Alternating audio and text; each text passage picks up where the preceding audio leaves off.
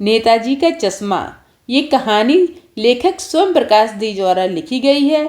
इसमें प्रकाश जी ने कैप्टन चश्मे वाले के माध्यम से देश के निर्माण में किस तरह से करोड़ों लोग, यहाँ तक कि बच्चे भी शामिल हैं, के बारे में बताया है।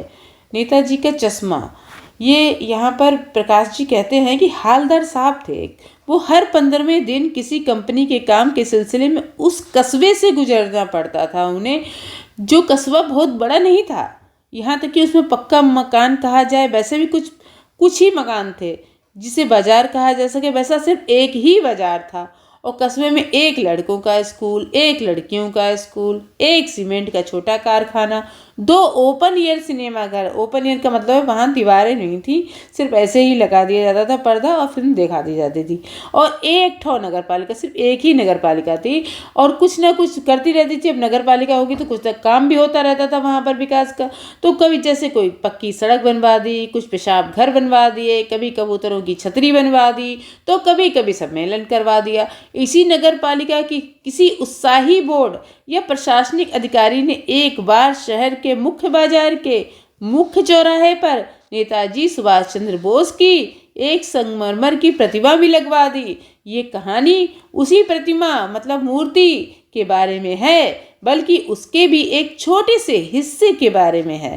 पूरी बात तो अब पता नहीं, लेकिन लगता है कि देश के अच्छे मूर्तिकारों की जानकारी नहीं होने और अच्छी मूर्ति की लागत, अनुमान और उपलब्ध बजट से कहीं अधिक बहुत ज़्यादा होने के कारण काफ़ी ऊहापोह और चिट्ठी पत्री में बर्बाद हुआ होगा, और बोर्ड की शासन अवधि समाप्त होने की घड़ियों में किसी स्थानीय कलाकार को ही अवसर देने का निर्णय किया गया होगा। यो लेखक बता रहे हैं कि जब मूर्ति के बारे में हो सकता है उन लोगों को ज़्यादा जानकारी ना हो, या फिर जब उन्हें बनने को दी तो पता चल रहा होगा कि उसका बजट बहुत ज़्यादा बैठ रहा है, तो इस तरह उनका बजट नहीं होगा ज़्यादा, इसलिए उन्होंने क्या किया, फिर शासन की अवधि भी कुछ समय भी होती है कोई कार्य करने की, तो हो सकता है समाप्त होने वाली हो, तो इसलिए उन्होंने क्या किया कि किसी स्थानीय कलाकारी का इसी से बनवा लेते हैं। तो अंत में उन्होंने किसको चूज़ किया, कस्बे के इकलौते हाई स्कूल के इकलौते ड्राइंग मास्टर, मान लीजिए उनको मोतीलाल जी, उनका नाम क्या था, मोतीलाल जी से कहा कि आप ये बना दीजिए, जो महीने भर में मूर्ति बनाकर पटक देने का विश्वास दिला रहे थे। पटक देने का मतलब है कि तैयार कर देने का विश्वास दिला रहे थे कि हम कर देंगे 1 महीने में तैयार मूर्ति। जैसा ही कहा जा चुका है कि मूर्ति थी संगमरमर की, टोपी की नोक से कोट के दूसरे बटन तक कोई 2 फीट की, जिसे कहते हैं बस्ट, और सुंदर थी। मतलब वो उनकी जो ऊंचाई बता रहे हैं कि टोपी की नोक से कोट के दूसरे बटन तक 2 फुट ऊंची थी और सुंदर थी। तो नेताजी बहुत सुंदर लग रहे थे, कुछ मासूम, अच्छे से कम सिन, फौजी वर्दी में उन्होंने दिखाया था इस मूर्ति में। मूर्ति को देखते ही हमें दिल्ली चलो, उनके नारे याद आने लगे सुभाष चंद्र बोस के, कि दिल्ली चलो, तुम मुझे खून दो, मैं तुम्हें आज़ादी दूंगा, ये सारे नारे याद आने लगते हैं। इस दृष्टि से ये सफल और सराहनीय प्रयास था। केवल एक चीज़ की कसर थी, अगर उन्हें कमी लग रही थी तो क्या लग रही थी, जो खटक रही थी, नेताजी की आंखों पर चश्मा नहीं था। यानी चश्मा तो था लेकिन संगमरमर का नहीं था, एक सामान्य और सचमुच के चश्मे का चौड़ा काला फ्रेम मूर्ति को पहना दिया गया। जब चश्मा नहीं था तो उसके बाद किसी भी चीज़ का उन्होंने एक जो चौड़ा सा काला सा फ्रेम था वो पहना दिया गया था। हालदार साहब जब पहली बार इस कस्बे से गुजरे तो चौराहे पर पान खाने रुके। वो हमेशा क्या करते थे, उस चौराहे पर जहाँ पर मूर्ति लगी थी वहाँ पान खाने रुकते थे। तभी उन्होंने इसे लक्षित किया, मतलब देखा। उनके चेहरे पर एक कौतुक भरी मुस्कान फैल गई। वो बड़े ही आश्चर्यचकित हो गए और थोड़ा सा मुस्कुराने लगे। भाई ये भी आइडिया ठीक है, उन्हें लगा सही है, मूर्ति पत्थर की है लेकिन चश्मा तो रियल मिल गया। कुछ अच्छा लगा, अनोखा लगा कि चलो कुछ तो इन्होंने हो सकता है नया करने के लिए ऐसा किया हो। तो उन्होंने जीप कस्बा छोड़कर आगे बढ़ गई। फिर वो आगे जीप में बैठ कर चले गए। जब भी हालदार साहब इस मूर्ति के बारे में सोचते रहे और अंत में इस निष्कर्ष पर पहुँचे कि कुल मिलाकर कस्बे के नागरिकों का ये प्रयास सराहनीय ही कहा जाएगा। तो इस मूर्ति के बारे में सोचते रहे। फिर उन्हें लगा चलो मूर्ति तो बन गई, ये भी बहुत अच्छी बात है, और उन्होंने चश्मा भी लगाया इस तरह से, तो हो सकता है कुछ इसके प्रति अच्छा कुछ हो। तो महत्व मूर्ति के रंग रूप या कद का नहीं, उस भावना का है वरना तो देशभक्ति भी आजकल मजाक की चीज़ होती है, क्योंकि उन्होंने इस चीज़ को नोटिस किया कि कम से कम इनके मन में देशभक्ति की भावना तो है। ये हो सकता है कि जिस मूर्तिकार चश्मा लगाना ही भूल गया हो या किसी कारण से नहीं लगा पाया हो, तो देखो इनका बाहर से ही अलग से लगा दिया चश्मा। तो क्या देशभक्ति की भावना तो है, मूर्ति तो लगवाई है और उसमें चश्मा भी पहनाया। दूसरी बार जब हालदार साहब अब पहली बार गुजरे तब तो उन्होंने चौड़े चश्मा देखा था, चौड़ा फ्रेम का। अब देखो दूसरी बार गुजरते हैं तो क्या कुछ अंतर दिखाई पड़ा उन्हें। अब अंतर उन्होंने अब ध्यान से और देखा तो ये उन्हें लगा, अरे ये तो चश्मा दूसरा है। पहले तो मोटे फ्रेम वाला चौकोर चश्मा था, अब तार के फ्रेम वाला गोल चश्मा है। हालदार साहब का कौतुक और बड़ा, वो और आश्चर्यचकित हो गए। भाई वाह, क्या आइडिया है। मूर्ति कपड़े नहीं बदल सकती लेकिन चश्मा तो बदल ही सकती। फिर उन्हें लगा हाँ ये वाली बात भी सही है कि चश्मा तो बदल ही सकती है। तीसरी बार फिर नया चश्मा फिर निकले, फिर उन्हें नया चश्मा दिखा। हालदार साहब की तो अब आदत ही पड़ गई कि हर बार कस्बे से गुजरते समय चौराहे पर रुकते थे और पान खाते थे और मूर्ति को ध्यान से देखते थे। एक बार जब कौतूहल दुर्मनेय हो गया तो उठा कि पान वाले से पूछ ही लिया, क्यों भाई क्या बात है, ये तुम्हारे नेताजी का चश्मा हर बार बदल कैसे जाता है। पान वाले ने खुद के मुंह में पान ठूसा हुआ था। वो पान वाले तो मुंह पान खाते ही रहते हैं, तो उनके मुंह में पान भरा हुआ था। तो और वो एक मोटा सा खुशमिजाज आदमी था, मतलब हमेशा हंसने वाला, मजाक बनाने वाला। और हालदार साहब का प्रश्न सुनकर उसकी आंखों में पहले वो हंसा, क्योंकि उसे इसके पीछे का पता था, इसलिए वो हंसा। और उसकी तोंद ऐसे हंसा कि उसकी जो तोंद थी वो काफ़ी मोटा था, तो उसकी तोंद भी हिली, थिरकी मतलब हिली। पीछे घूमकर उसने सबसे पहले तो अपने जो पान खा रहा था, जो उसका मुंह में जो रस आता उसको थूका, और फिर तभी तो वो बोल पाएगा, क्योंकि मुंह में रस होगा तो बोल नहीं पाएगा। इसलिए उसने पहले उसको थूका और अपनी लाल काली बत्ती सी दिखाकर बोला, क्योंकि पान खाने वालों के लाल और काले दांत हो ही जाते हैं। तो वो उसी को दिखाते हुए बोला कि कैप्टन चश्मे वाला करता है ये सब काम। बार बार जो चश्मा बदल रहा है ये कैप्टन चश्मे वाले का काम है। क्या करता है? हालदार साहब कुछ समझ नहीं पाए हैं, वो भी बड़े आश्चर्यचकित हो गए कि क्या बात है, चश्मा चेंज कर देता है। पान वाले ने समझाया कि वो चश्मा चेंज कर देता है। फिर हालदार साहब बोले, क्या मतलब, क्यों चेंज कर देता है? हालदार साहब अब भी नहीं समझ पाए। कोई ग्राहक आ गया समझो, उसको चौड़े चौखट चाहिए, तो कैप्टन किधर से लाएगा? तो उसको मूर्ति वाला दे दिया, उधर दूसरा बिठा दिया। यहाँ पर लेखक समझाने की कोशिश कर रहे हैं कि जैसे वो चश्मे बेचने वाला है कैप्टन, तो क्या करता है, जैसे किसी को चौड़े चश्मे का चाहिए और चौड़े चश्मे फ्रेम वाला चश्मा जो उन्होंने सुभाष चंद्र बोस की मूर्ति पर लगा रखा है, तो वो क्या करता था, वो कैप्टन की मूर्ति से वो नेताजी की मूर्ति से वो चश्मा उतार कर अपने ग्राहक को दे देता था। ग्राहक जो खरीदने आया है और कोई दूसरे फ्रेम का चश्मा फिर से वो नेताजी की मूर्ति पर लगा देता था। अब हालदार साहब को बात कुछ कुछ समझ में आई।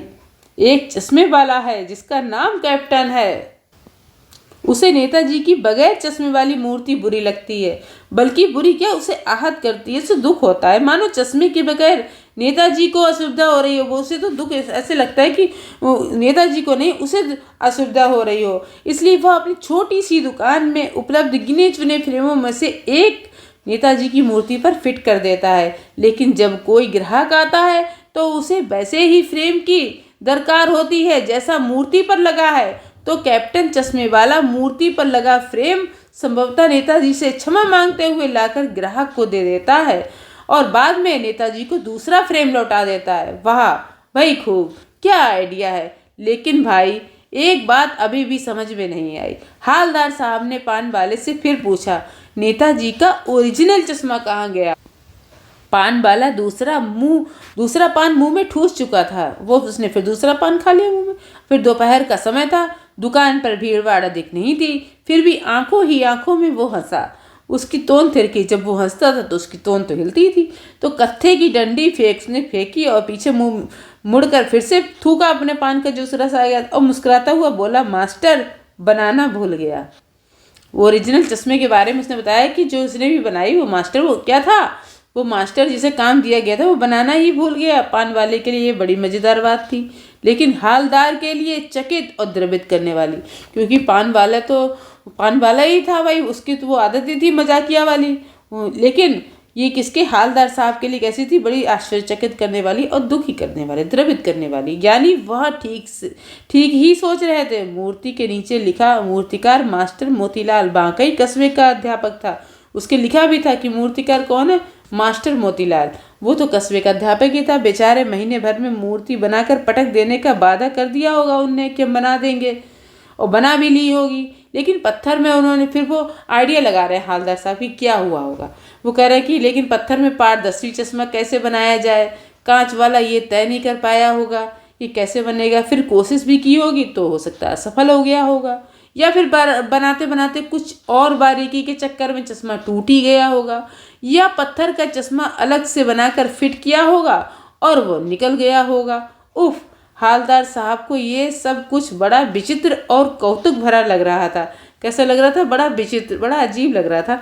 इन्हीं ख्यालों में खोए खोए पान के पैसे चुकाकर चश्मे वाले की देशभक्ति के समक्ष नतमस्तक होते हुए वह जीप की तरफ चले।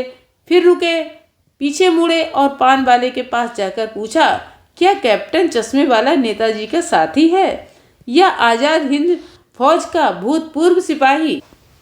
हालदार साहब को अभी भी मतलब समझ में नहीं आ रहा था कि अगर ये देशभक्ति कैप्टन दिखा रहा है तो हो सकता है कि वो नेताजी का साथी हो, कि इतना देखो चश्मे का ध्यान रख रहा है, बदल बदल के पहना रहा है, और मतलब अपना भी, उसका भी हो सकता है काम हो रहा हो, लेकिन उसके बाद भी वो नेताजी के चश्मे का भी बड़ा ध्यान रख रहा है। या फिर हो सकता है इनकी जो फौज थी आज़ाद हिंद फौज का कोई सिपाही हो। तो पान वाला नया पान खा रहा था, उसने फिर से नया पान मुंह में डाल दिया। अब पान पकड़े अपने हाथ को मुंह से 1.5 इंच दूर रोककर उसने हालदार साहब को बड़े ध्यान से देखा। फिर अपनी लाल काली बत्तीसी दिखाई और हंसा और मुस्कुराकर बोला, नहीं साहब, वो लंगड़ा क्या जाएगा फौज में, पागल है पागल। वो देखो वो आ रहा है, आप उसी से बात कर लो, फोटो वोटो छपवा दो उसका कहीं। हालदार साहब को पान वाले द्वारा एक देशभक्त का इस तरह मजाक उड़ाया जाना अच्छा नहीं लगा। उन्हें बिल्कुल अच्छा नहीं लगा कि एक तो वो उनके चश्मे का ध्यान रख रहा है हैं, और ऊपर से वो उसका मजाक उड़ाया जा रहा है। वो मुड़कर देखा तो बिल्कुल अबाक रह गए। वो एक बेहद बूढ़ा मरियल सा लंगड़ा, उसके मतलब एक टांग नहीं थी, वो लंगड़ा था और बहुत ही वृद्ध था, बूढ़ा था, और मरियल मतलब बहुत ही, मतलब ऐसा लग रहा था कि अभी ज़्यादा उसमें ताकत नहीं है, कमज़ोर आदमी। सिर पर गांधी टोपी और आंखों पर काला चश्मा लगाए, एक हाथ में एक छोटी सी संदूकची, उसके पास छोटी सी एक संदूकची थी, मतलब जहाँ जिसमें वो चश्मा रखता था। दूसरे हाथ में एक बांस पर टंगे बहुत से चश्मे, अभी अभी एक गली से निकला था और अब एक बंद दुकान के सहारे अपना उसने बांस टिका रख रहा था। तो इस बेचारे की दुकान भी नहीं। तो उसने हालदार साहब को लगा, अरे इसकी तो दुकान भी नहीं, तो फिर ही लगाता है ऐसे, मतलब लिए संदूकची अपनी और चश्मे ऐसे लटकाए हुए ऐसे घूमता है चश्मे। हालदार साहब चक्कर में पड़ गए और पूछना चाहते थे इसे कैप्टन क्यों कहते हैं। फिर इसके, क्योंकि कैप्टन के नाम से ही उन्हें ये लगा था कि या तो वो नेताजी का साथी है या फिर आज़ाद हिंद का भूतपूर्व सिपाही। तो फिर इन्हें पूछ ही लिया कि इसे कैप्टन क्यों कहते हैं, क्या यही इसका वास्तविक नाम है, क्या इसका नाम ही तो नहीं है। लेकिन पान वाले ने साफ बता दिया कि वह अब इस बारे में और अधिक बात करने को तैयार नहीं, अब हमसे इस बारे में कुछ नहीं पूछो। ड्राइवर भी बेचैन हो रहा था उनका कि काफ़ी देर हो गई थी। काम भी, ये देखिए काम भी था। हालदार साहब जीप में चढ़कर बैठकर चले गए फिर, क्योंकि देर भी हो रही थी। फिर क्या हुआ, 2 साल तक हालदार साहब अपने काम के सिलसिले में उस कस्बे से गुजरते रहे और नेताजी की मूर्ति में बदलते हुए चश्मों को देखते रहे। फिर जब भी निकलते थे तो रुक जाते थे, रुकते थे तो नेताजी के चश्मे पे जरूर गौर करते थे। कभी किसी तरह का, तो कभी कैसा था, कभी चौकोर होता, कभी लाल होता, कभी काला, कभी धूप का चश्मा, कभी बड़े कांचों वाला गोगो चश्मा, पर कोई ना कोई चश्मा होता जरूर था। उस धूल भरी यात्रा में हालदार साहब को कौतुक और प्रफुल्लता के कुछ क्षण देने के लिए, क्योंकि वो हमेशा बड़े ही जिज्ञासु रहते थे कि देखें अब कैसा चश्मा होगा, क्या है वहाँ पे, तो वो फिर लग जाता तो उन्हें अच्छा भी लगता था, खुशी भी होती थी। प्रफुल्ल मतलब खुश भी होते थे, थोड़ी देर के लिए सही पर होते जरूर थे, इसलिए वहाँ रुकते थे। एक बार ऐसा हुआ कि मूर्ति के चेहरे पर कोई कैसा भी चश्मा नहीं था। उस दिन पान की दुकान भी बंद थी, चौराहे पर अधिकांश दुकानें बंद थी। अगली बार भी मूर्ति की आंखों पर चश्मा नहीं था। हालदार साहब ने पान खाया और धीरे से पान वाले से पूछा, क्यों भाई क्या बात है, आज तुम्हारे नेताजी की आंखों पर चश्मा नहीं है। पान वाला उदास हो गया, उसने पीछे मुड़कर पान नीचे थूका और सिर झुकाकर अपनी धोती के सिरे से अपनी आंखें पोंछी और बोला, साहब, कैप्टन मर गया। और कुछ नहीं पूछ पाए हालदार साहब, क्योंकि उन्हें बहुत दुख हुआ। कुछ पल चुपचाप ही खड़े रहे, फिर पान के पैसे चुकाकर जीप में आ बैठे और रवाना हो गए। फिर चल दिए। बार बार सोचते, क्या होगा उस कौम का जो अपने देश की खातिर घर गृहस्थी, जवानी, जिंदगी सब कुछ होम देने वाली पर भी हंसती है और अपने लिए बिकने के लिए मौके ढूंढती है। फिर वो ये सब सोचने लगे कि वो देखो, पूरा वो लगा रहता था सब कुछ अपना लगा देने, फिर उनके ऊपर भी लोग लेकिन हंसते ही हैं। दुखी हो गए। 15 दिन बाद फिर उसी कस्बे से लेकिन गुजरे। अब क्या, कस्बे में घुसने से पहले ही ख्याल आया कि कस्बे की हृदय स्थली में सुभाष की प्रतिमा अवश्य ही प्रतिष्ठापित होगी, लेकिन सुभाष की आंखों पर चश्मा नहीं होगा। तो ये सोच के गुजर रहे थे कि अब तो कैप्टन भी नहीं है और मास्टर तो बनाना ही भूल गया था, कैप्टन तो मर ही गया है, तो अब वहाँ रुकेंगे ही नहीं, क्योंकि चश्मा तो अब लगा नहीं होगा। अब पान भी नहीं खाएंगे, अब मूर्ति की तरफ भी नहीं देखेंगे, क्योंकि देखेंगे चश्मा नहीं लगा तो और दुख होगा, सीधे निकल जाएंगे। इसलिए उन्होंने अपने ड्राइवर से पहले ही कह दिया कि देखो, चौराहे पे मत रुकना, आज बहुत काम है, पान आगे कहीं खा लेंगे। लेकिन आदत से मजबूर आंखें अपने आप चौराहे पर ही उसी मूर्ति को ढूंढ रही थी और चौराहा आते ही मूर्ति की तरफ उठ गई। कुछ ऐसा देखा और चीखे, रोको जीप, रोको जीप। बहुत स्पीड में थी। तभी ड्राइवर ने जोर से ब्रेक मारे और रास्ता चलते रोक देखने लगे। जीप रुकते न रुकते, जब तक रुकी नहीं उससे पहले ही वो जीप से कूदकर तेज कदमों से मूर्ति की तरफ लपके और उसके ठीक सामने जाकर अटेंशन में खड़े हो गए, क्योंकि मूर्ति की आंखों पर सरकंडे से बना छोटा सा चश्मा रखा हुआ था, जैसे बच्चे बना लेते हैं। तो हालदार साहब भावुक हो गए। इतनी सी बात पर उनकी आंखें भर आईं कि देखो, पहले वो कैप्टन था, वो जिम्मेदारी निभा रहा था देशभक्ति की, अब ये बच्चे निभा रहे हैं। तो हम ये नहीं कह सकते हैं कि कोई विशेष व्यक्ति ही देशभक्ति की भावना निभाएगा, बल्कि कोई भी व्यक्ति देशभक्ति की भावना निभा सकता है। थैंक यू बच्चों, आप लोग लाइक शेयर सब्सक्राइब कर दीजिएगा।